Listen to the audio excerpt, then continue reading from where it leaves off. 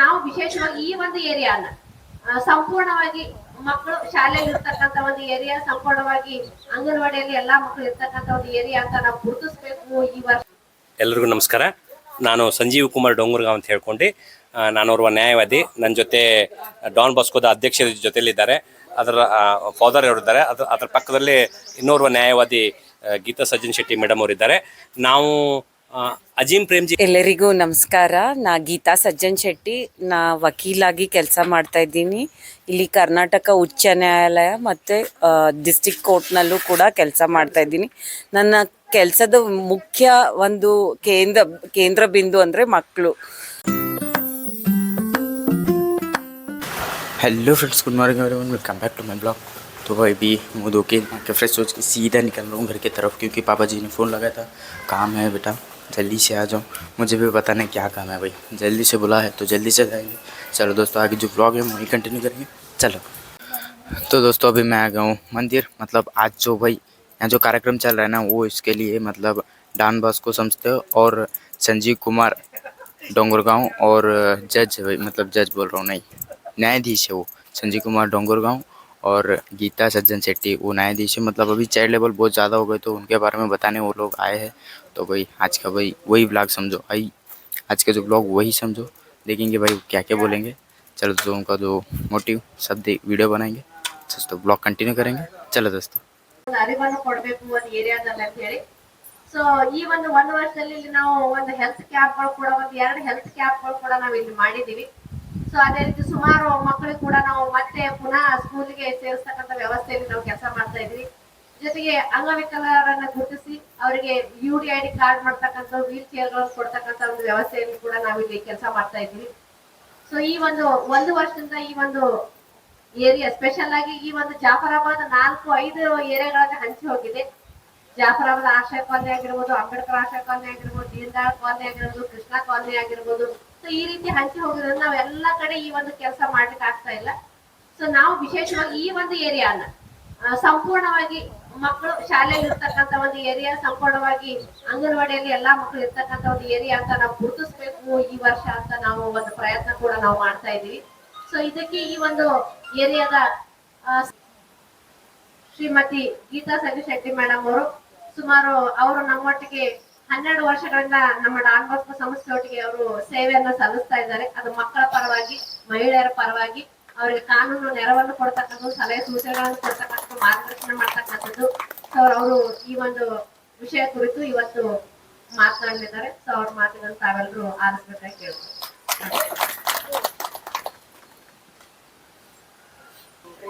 ನಮಸ್ಕಾರ. ಇಲ್ಲಿ ಬಂದಂತ ನಮ್ಮ ಅಕ್ಕ ತಂಗಿಯರೇ ಮತ್ತು ಅಣ್ಣಂದಿರೇ, ತಮ್ಮಂದಿರೇ, ಮತ್ತೆ Don Bosco father Geetha madam ಅವರೇ ಆ್ಯಂಡ್ ಸಂಜೀವ್ ಸರ್ ಅವರೇ, ಇವತ್ತು ನಾವು ಇಲ್ಲಿ ಬರ್ಬೇಕಾದ್ರೆ ಒಂದು ಬಲವಾದ ಕಾರಣ ಅದ. ಸಂಜೀವ್ ಕುಮಾರ್ ಸರ್ ಇದ್ದಾರೆ, ಅವರು ನಿಮ್ಗೆ ಇನ್ನಿಷ್ಟು ಕೇಸ್ಗಳು ಹೇಗ್ ನಡೀತಾವ ಅಂತ ಅವ್ರು ಹೇಳ್ಕೊಡ್ತಾರೆ. ವೇದಿಕೆ ಮೇಲಿರೋರಿಗೂ ಮತ್ತು ವೇದಿಕೆ ಮುಂದಿರೋರಿಗೂ ಎಲ್ಲರಿಗೂ ನನ್ನ ಪ್ರೀತಿಪೂರ್ವಕ ನಮಸ್ಕಾರಗಳು. ಇನ್ನೊಂದಿಷ್ಟು ವರ್ಡ್ಸ್ಗಳನ್ನ ಸೇರಿಸಿ ನಾನು ಜೊತೆ ಹಂಚಿಕೊಳ್ಬೇಕು. ಒಂಥರ ಕಲಬುರಗಿ ಆಕಾಶವಾಣಿ, ಇನ್ನೊಂದು ಧಾರವಾಡ ಆಕಾಶವಾಣಿ ಅಂತ ನಂಗೆ, ಹೌದಾ? ಸರಿ, ಹೀಗೆ ನಮ್ಗೆ ಯಾರಿಗೂ ಕೂಡ ತಿಳುವಳಿಕೆ ಇಲ್ಲ ಅಂತನ್ನುವಂತ ಅರ್ಥದಲ್ಲಿ ನಾವಿಲ್ಲ. ಆ ಮಗುಗೂ ಕೂಡ ಅದರದೇ ಆದಂತ ಪ್ರಜ್ಞೆ ಇದೆ, ಅದರದೇ ಆದಂತ ತಿಳುವಳಿಕೆ ಇದೆ. ಯಾವ್ದು ಒಳಿತು, ಯಾವ್ದು ಕಡುಕು ಅಂತನ್ನುವಂಥದ್ದು ಅವರವರ ಅನುಭವದ ಮಟ್ಟದ ಮೇಲೆ ಅವರಿಗೆ ಆ ಶಕ್ತಿ ಇದೆ. ಹೀಗೆ ಮಗುವಿಗೆ ಅಂದ್ರೆ ಇವತ್ತು ಯಾಕಪ್ಪ ಅಂದ್ರೆ ಸರ್ ಭಾಳ ಚಿಕ್ಕ ಮಕ್ಕಳು ಅಂದ್ರೆ 16, 12, 8 ಈಗ ಭಾಳ 10 ವರ್ಷ 16 ವರ್ಷ ಆಯ್ತಂದ್ರೆ ಮಕ್ಕಳು ಏನಾರ ಒಂದು ತಿಳ್ಕೊಂಡು ತಂದೆ ತಾಯಿ ಹೆಲ್ಪ್ ಒಂದೊಂದು ಅನ್ಕರ್ ಬೇರೆ ಥರ ಅಂತ ತಿಳ್ಕೊಳ್ಳಿ. ಕೆಲ್ಸಕ್ಕೆ ಹೋಗೋದು ಒಂದೊಂದು ತೊಲ ತಂದೆ ತಾಯಿನೇ ಕೆಲ್ಸಕ್ಕೆ ಕಳಿಸ್ತಾರ ಚಿಕ್ಕ ಮಕ್ಕಳಿಗೆ. ಅದ್ರ ಬಗ್ಗೆ ಅರಿವು ಮೂಡಿಸ್ಲಿಕ್ಕೆ ಇವತ್ತು ಫಂಕ್ಷನ್ ಮಾಡಿದೇವು ನಮ್ಮಲ್ಲಿ, ನಮ್ಮ ಏರಿಯಾದಾಗ.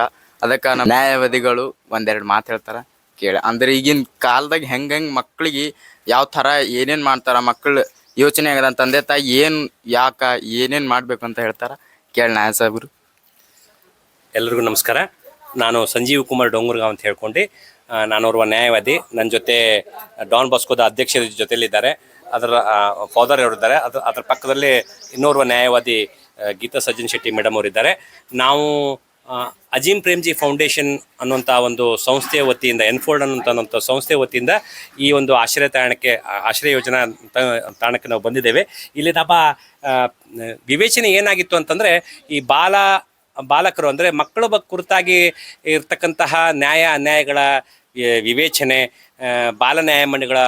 ಬಾಲ ನ್ಯಾಯಮಂಡಳಿಗಳ ಅಸ್ತಿತ್ವ, ಮಕ್ಕಳಿಗೆ ಏನು ಶಿಕ್ಷೆ ವಿಧಿಸ್ಬೋದು, ಏನು ಶಿಕ್ಷೆ ವಿಧಿಸ್ಲಿಕ್ಕಿಲ್ಲ, ನ್ಯಾಯಶಾಸ್ತ್ರದಲ್ಲಿ ಮಕ್ಕಳ ಹಕ್ಕುಗಳ ಕುರಿತಾಗಿರ್ತಕ್ಕಂಥದ್ದು, ಅವರಿಗೆ ನಾವು ಸಮಾಜ ನೀಡಬೇಕಂತಹ ಜವಾಬ್ದಾರಿತನ, ಇವೆಲ್ಲ ವಿಷಯಗಳ ಕುರಿತಾಗಿ ಇಂದು ನಾವು ಈ ಬಡಾವಣೆಯಲ್ಲಿ ಸಾಕಷ್ಟು ವಿಷಯಗಳನ್ನು ಸಂವಾದದ ಮೂಲಕ ಚರ್ಚೆ ಮಾಡ್ಕೊಂಡಿವಿ. ಒಟ್ಟಾರೆಗೆ ಮಕ್ಕಳಿಗೆ ಮತ್ತು ಹಿರಿಯರಿಗೆ ಇರ್ತಕ್ಕಂಥ ವ್ಯತ್ಯಾಸ, ಅದನ್ನು ಮುಖ್ಯವಾಗಿ ಇಟ್ಕೊಂಡು ನ್ಯಾಯದ ಪರಿಕಲ್ಪನೆಯಲ್ಲಿ ನೀಡುವಂಥ ವಿವೇಚನೆ ಏನಿದೆ ಎಂತಿಲ್ಲ ಅನ್ನೋದು ಇವತ್ತಿನ ಕಾರ್ಯಕ್ರಮದ ಉದ್ದೇಶ ಆಗಿತ್ತು. ಮತ್ತು ಅವರ ಹಕ್ಕುಗಳು, ಅವರನ್ನು ನಾವು ಪ್ರೊಟೆಕ್ಟ್ ಮಾಡಲಿಕ್ಕೆ ನಾವೇನೆಲ್ಲ ಅವರಿಗೆ ಉಚಿತವಾಗಿ ನಾವು ಪ್ರೊಟೆಕ್ಟ್ ಮಾಡ್ಬೋದು, ಅವರಿಗೆ ನ್ಯಾಯದಾನ ಒದಗಿಸ್ಲಿಕ್ಕೆ ನಾವು ಏನು ಕೆಲಸ ಮಾಡ್ಬೋದು, ಉಚಿತವಾಗಿ ಕೆಲಸ ಮಾಡ್ಬೋದು, ಬಾಲ ನ್ಯಾಯ ಮಂಡಳದಲ್ಲಾಗಲಿ ಅಥವಾ ಇನ್ಯಾವುದೇ ರೂಪದಲ್ಲಿ ನಾವು ಅವರಿಗೆ ಯಾವ ರೀತಿಯಲ್ಲಿ ನಾವು ಅವರಿಗೆ ಸಹಕರಿಸ್ಬೋದು ಅನ್ನೋದು ಕೂಡ ಈ ಕಾರ್ಯಕ್ರಮದ ಬಹುಮುಖ್ಯ ಉದ್ದೇಶ ಆಗಿತ್ತು. ನಮಸ್ಕಾರ. ಅಂದರೆ ಈಗ ಸರ್ ಹೇಳಿದ್ದು ಇದೆ, ಅಂದರೆ ಭಾಳಷ್ಟು ಜನ ಮಕ್ಕಳಿಗೆ ಕೇರ್ಲೆಸ್ಸು. ಪೊಲೀಸ್ ಅಂದರೆ ಭಯ. ಈಗ ಭಾಳ ಚಿಕ್ಕ ಮಕ್ಕಳಿಗೆ ಪೊಲೀಸ್ ಅಂದರೆ ಭಯ. ಕೆಲವ್ರಿಗೆ ಪೊಲೀಸ್ ಅಂದರೆ ಹೆಂಗಪ್ಪ ಅಂದರೆ ಪೊಲೀಸ್ ಅಷ್ಟೇ. ಚಿಕ್ಕ ಮಕ್ಕಳಿಗೆ 16-18 ಆದರೆ ಸಾಕು, ಬೈಕ್ ತೊಗೊಂಡು ಅಡ್ಡತಿಡ್ಡಿ ತಿರುಗಾಡೋದು, ಹೆಲ್ಮೆಟ್ ಹಾಕೋದಿಲ್ಲ, ಏನಿಲ್ಲ, ಯಾವ್ದಾದ್ರು ಗೆಳತನ ಹೋಗೋದು, ಸಿಕ್ಕಂಗೆ ತಿರುಗಾಡೋದು, ಅಲ್ಲಿ ಇಲ್ಲಿ ರಾತ್ರಿ ಬೆಳಗ್ಗೆ ಸಂಜೆ ಏನೂ ಇಲ್ಲ. ಅದೇ ಆ ಥರ ಒಂದು ಸರ್ ಹೇಳಿದ್ದಾರೆ. ಈಗ ಮೇಡಮ್ ಜೊತೆ ಮಾತಾಡೋಣ. ಎಲ್ಲರಿಗೂ ನಮಸ್ಕಾರ. ನಾ ಗೀತಾ ಸಜ್ಜನ್ ಶೆಟ್ಟಿ. ನಾ ವಕೀಲಾಗಿ ಕೆಲಸ ಮಾಡ್ತಾ ಇದ್ದೀನಿ. ಇಲ್ಲಿ ಕರ್ನಾಟಕ ಉಚ್ಚ ನ್ಯಾಯಾಲಯ ಮತ್ತು ಡಿಸ್ಟ್ರಿಕ್ಟ್ ಕೋರ್ಟ್ನಲ್ಲೂ ಕೂಡ ಕೆಲಸ ಮಾಡ್ತಾ ಇದ್ದೀನಿ. ನನ್ನ ಕೆಲಸದ ಮುಖ್ಯ ಒಂದು ಕೇಂದ್ರ ಬಿಂದು ಅಂದರೆ ಮಕ್ಕಳ ಜೊತೆ ನಾನು ಕೆಲಸ ಮಾಡ್ತೀನಿ. ಅದು ಎಂಥ ಮಕ್ಕಳು ಅಂದರೆ, ಯಾವ ಮಕ್ಕಳು ಕಾನೂನಿನ ಸಂಘರ್ಷದ ಒಳಗಾಗಿದ್ದಾರೆ ಅಂಥ ಮಕ್ಕಳ ಜೊತೆ ನಾನು ಕೆಲಸ ಮಾಡ್ತೀನಿ. ಅವರಿಗೆ ಕಾನೂನಿಂದ ನೆರವು ಕೊಡ್ತೀವಿ, ನಾವು ಉಚಿತವಾಗಿ ನೆರವು ಕೊಡ್ತೀವಿ. ಮಕ್ಕಳು 18ಕ್ಕಿಂತ ಕಡಿಮೆ ವಯಸ್ಸಿದ್ದಾಗ ಅವರಿಗೆ ಪರಿಪೂರ್ಣ ಜ್ಞಾನ ಇರೋಂಗಿಲ್ಲ. ಸೊ ಯಾವುದೇ ಒಂದು ಕಾರಣ, ಮನೆಯಲ್ಲಿ ಯಾರು ಅವ್ವ ಅಪ್ಪ ಇಬ್ಬರು ಕೆಲ್ಸಕ್ಕೆ ಹೋಗ್ತಾರೆ, ಮಕ್ಕಳ ಮೇಲೆ ನಿಗಾ ಇರೋಂಗಿಲ್ಲ, ಅವ್ನು ಯಾರ ಜೊತೆ ಓಡಾಡ್ತಾ ಇದ್ದಾನೆ, ಅವ್ನು ಏನು ಮಾಡ್ಲಿಕ್ಕತ್ತಾನ, ಅವ್ನು ಸ್ಕೂಲಿಗೆ ಹೋಗ್ಲಿಕ್ಕತ್ತಾನಿಲ್ಲ, ಅದು ಯಾರು ನೋಡೋರು ಯಾರೂ ಇರೋಂಗಿಲ್ಲ. ಅಪ್ಪ ರಾತ್ರಿ ಕುಡ್ದು ಬರ್ತಾನ, ಮನ್ಯಾಗ ಹೊಡಿತಾನ, ಬಡಿತಾನ. ಸೊ ಅಂಥದ್ದು ಒಂದು ಬೇಜಾರು ಪರಿಸ್ಥಿತಿಯಿಂದ ಕೆಲವೊಮ್ಮೆ ಅಪರಾಧಗಳು ಮಾಡಲು ಹೋಗ್ತಾರೆ.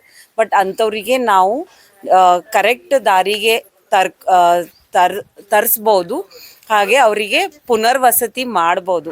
ಅದೇ ಮುಖ್ಯ ಉದ್ದೇಶ ಈ ನಮ್ಮ ಕಾನೂನ್ದು. ಅಂದರೆ ಕಾನೂನ ಸಂಘರ್ಷಕ್ಕೆ ಆದ ಒಂದು ಮಕ್ಕಳಿಗೆ ಒಂದು ಸರಿಯಾಗಿ ದಾರಿಯನ್ನು ರೂಪಿಸಿಕೊಡಲು ಇದು ಒಂದು ಪ್ರಯತ್ನ. ಹಾಗೆ ಕಾನೂನಲ್ಲಿ ಇದಕ್ಕೆ ಅವಕಾಶ ಇದೆ. ಸೊ ಯಾರಿಗಾದರೂ ಉಚಿತವಾಗಿ ಮಕ್ಕಳಿಗೋಸ್ಕರ ಸೇವೆ ಬೇಕಾದರೆ ಎನ್ಫೋಲ್ಡ್ ಸಂಸ್ಥೆಯವರಿಗೆ ಅವರು ಕಾಂಟ್ಯಾಕ್ಟ್ ಮಾಡ್ಬೋದು. ನಮ್ಮ ಫೆಲೋಸ್ ಇದ್ದಾರೆ ಕಲಬುರ್ಗಿನಲ್ಲಿ, ಅವರನ್ನು ಸಂಪರ್ಕಿಸಬಹುದು. ಥ್ಯಾಂಕ್ ಯು, ಧನ್ಯವಾದಗಳು. ನಮಸ್ಕಾರ.